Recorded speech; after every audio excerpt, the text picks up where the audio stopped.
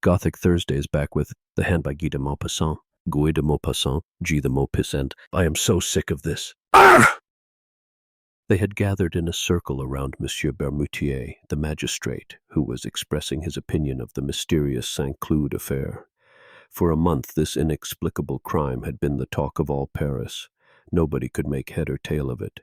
Standing with his back to the fireplace, Monsieur Bermutier was talking away, marshalling evidence, discussing the various theories, but not reaching any conclusion. Several women had got up and drawn nearer. They stood around him, their eyes fixed on the magistrate's clean-shaven lips, which were uttering such solemn words. They shuddered and trembled, thrilled by that combination of fear and curiosity, that eager and insatiable love of being frightened, which haunts the minds of women and torments them like a hunger. There was a moment of silence. Then one of them, paler the others, said, "It's terrifying. It seems like something supernatural. We shall never get to the bottom of it." The magistrate turned toward her. "Yes, madame. We probably never shall. But as for word supernatural that you've just used, it doesn't apply in this case. We are dealing with a crime that was so cleverly thought out and so cleverly carried out, so thoroughly wrapped up in mystery, that we cannot disentangle it from the baffling circumstances which surround it. But I once had to deal with a case which really did seem to have something supernatural about it. We had to abandon it, as a matter of fact, because there was simply no way of clearing it up." Several of the women folk suddenly exclaimed, all at the same time, "Oh, do tell us about it." Monsieur Bermutier smiled the serious smile which befits an investigating magistrate and went on, "Now, you mustn't imagine for a moment that I personally give a supernatural explanation to anything in this story. I believe only in natural causes. It would much better if we simply use the word inexplicable instead of the word supernatural to describe what we do not understand. In any case, in the affair I am going to you about, it was the circumstances which led up to it which I found so fascinating. At any rate, here are facts. At that time I was the investigating magistrate in Ajaccio, a little white town situated in a wonderful bay in Corsica, surrounded on all sides by high mountains. My particular job there was the investigation of vendettas. Some of them are sublime, ferocious, heroic, incredibly dramatic. In them you come across the finest stories of revenge imaginable, hatreds that have lasted centuries dying down for a while, but never extinguished, detestable trickery, murders amounting to massacre and almost becoming something they take a pride in. For 2 years I had heard talk of nothing else but the price of blood, and this terrible Corsican tradition, which compels man who has been wronged to take his revenge on the man who has wronged him, and on his descendants and relations. I have seen old men, children, cousins, all slaughtered. I used to have my mind filled with incidents this kind. Now one day I heard that an Englishman had just a little villa at the far end of the bay and had taken a lease for several years. He had brought with him a French manservant he had taken into his service while passing through Marseille. Soon everybody was taking an interest in this strange character who lived alone and never went out except to go hunting and fishing. He never spoke to anybody, never came into town, and every morning he would spend an hour or two in shooting practice with pistol and rifle. Legends began to grow around him. It was claimed that he was a person of some importance who had fled his homeland for political reasons. Then people asserted that he was in hiding because he had committed some dreadful crime. They even supplied particularly horrible details. In my official capacity, I tried to obtain some information about this man, but I found it impossible to learn anything, except that he called himself Sir John Rowell. So I had to remain content with keeping a close watch on him, though in fact I had never received reports of anything suspicious concerning him. However, as the rumors grew worse and became more widespread, I made up my mind to see this stranger for myself and started to make regular shooting expeditions in the neighborhood of his property.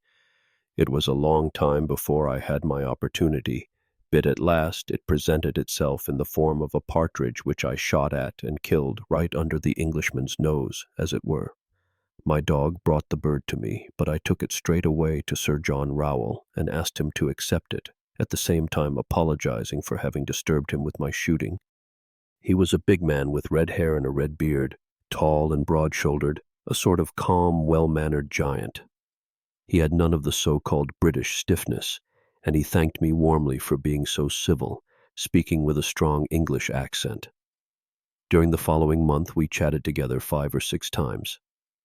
Then one evening, as I was passing his gate, I saw him smoking his pipe, sitting astride a chair in the garden. I greeted him, and he invited me into the garden to drink a glass of beer. I didn't need asking twice. He greeted me with all the meticulous courtesy typical of the English, was full of praise for France and Corsica, and said, in very bad French, how fond he was of cette pays, or this country, and cette rivage, or this stretch of coast. Then I began to inquire about his past life and his plans for the future, asking my questions very tactfully and making a show of genuine interest in his affairs. He replied without any sign of embarrassment, and told me that he had traveled a good deal in Africa, India, and America. He added with a laugh, "I've had plenty of adventures, I have indeed." When I brought the conversation back to the subject of hunting, he began to tell me all sorts of interesting things about the hunting of hippos, tigers, elephants, and even gorillas. "Those are all fearful brutes," I said. "Oh no," he said with a smile, "the worst brute of all is man," and he gave the hearty laugh of a big, genial Englishman. Then he added, "I've often hunted man too." Then he began to talk about guns, and he invited me to come into the house and see the various types of guns he had. His drawing room was draped in black silk, embroidered with big golden flowers which were scattered over the somber material, gleaming like flames. "The silk is from Japan," he said, but in the middle of the largest panel a strange object attracted my attention. It was black and stood out clearly against a square of red velvet. I went up to it. It was a hand, a human hand, and not the hand of a skeleton, all white and clean, but a black, withered hand, with yellow nails, exposed muscles, and with traces of congealed blood, looking like dirt. The bones had been chopped off at about the middle of the forearm, as though they had been severed by an axe. An enormous iron chain was riveted and welded into the wrist of this filthy limb, and at the other end was attached to the wall by a ring strong enough to hold an elephant. I asked him, "What's that?" The Englishman calmly replied, "That's my worst enemy. It came from America. It was chopped off with a saber, skinned with a sharp bit of stone, and then dried in the sun for a week. And a damn good job it was, too." I touched this human relic. It must have belonged to a man of gigantic size. The fingers, which were abnormally long, were held in place by enormous tendons which had fragments of skin still clinging to them. The hand flayed like this was a frightening thing to see. You could not help thinking that it was the result of some barbaric act of vengeance. I remarked, "This man must have been very strong." The Englishman replied in a gentle voice, "Oh yes, but I was stronger than he was. I fixed that chain on his hand to prevent it from escaping." I thought he must be joking, so I said, "That chain won't be much use now. The hand won't run away." Sir John Rowell then said in a very serious voice, "It's always trying to get away. That chain is necessary." I took a quick glance at his face, saying to myself, "Is the fellow a madman, a practical joker?"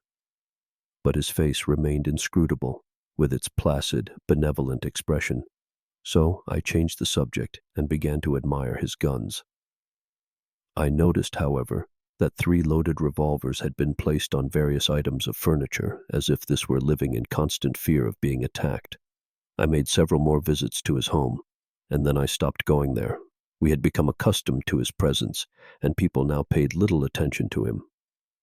A whole year went by. Then, one morning, toward the end of November, my servant woke me with the news that Sir John Rowell had been murdered during the night. Half an hour later, I was entering the Englishman's house, along with the chief magistrate and the captain of the local police. Sir John's manservant, bewildered and in despair, was standing at the door in tears. At first I suspected this man, but he turned out to be innocent. We never did discover who the murderer was. When I entered Sir John's drawing room, the first thing I saw was the corpse lying on its back in the middle of the room.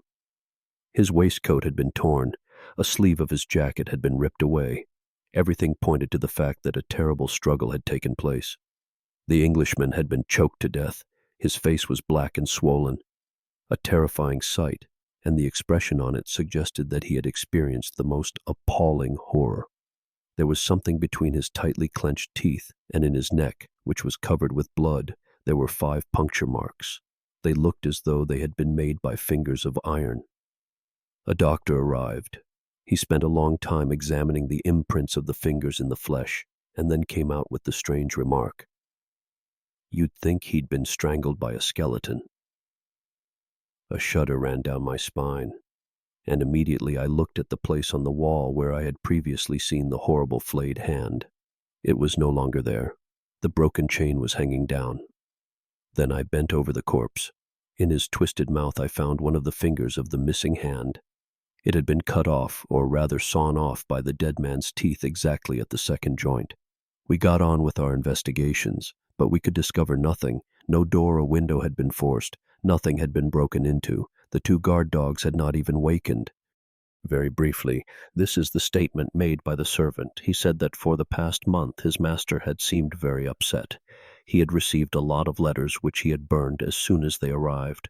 Often he had picked up a horsewhip, and, in a display of anger which bordered on insanity, he had furiously beaten that withered hand, which had been riveted to the wall, and which had, somehow or other, been removed at the very hour crime was committed.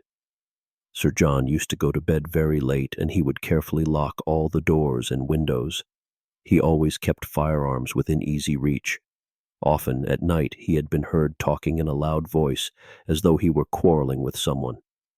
On that particular night, as it happens, he had not made a sound, and it was only when he came to open the windows the next morning that the servant had found Sir John lying there, murdered. There was nobody this servant could think of as a suspect. I told the magistrates and police officers everything I knew about the dead man, and the most detailed inquiries were made over the whole island.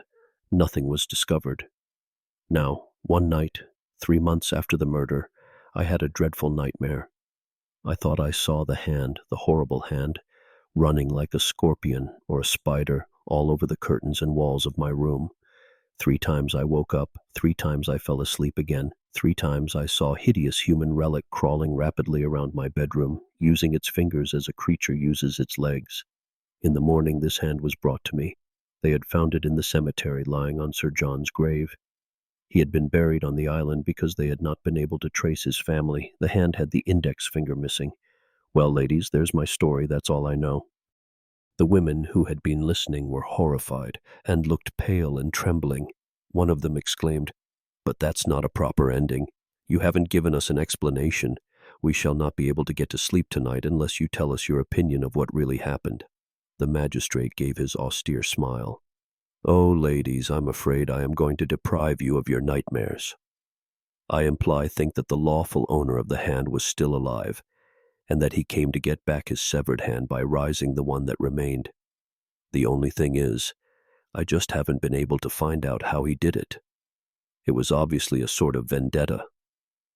One of the women murmured, "No, that can't be the real explanation." And the magistrate, still smiling, finally remarked, "Well, I warned you my theory wouldn't satisfy you." And with that, we reach the end of the story. I guess the moral of the story is, never decorate with severed limbs unless you want a haunted vibe in a lawsuit.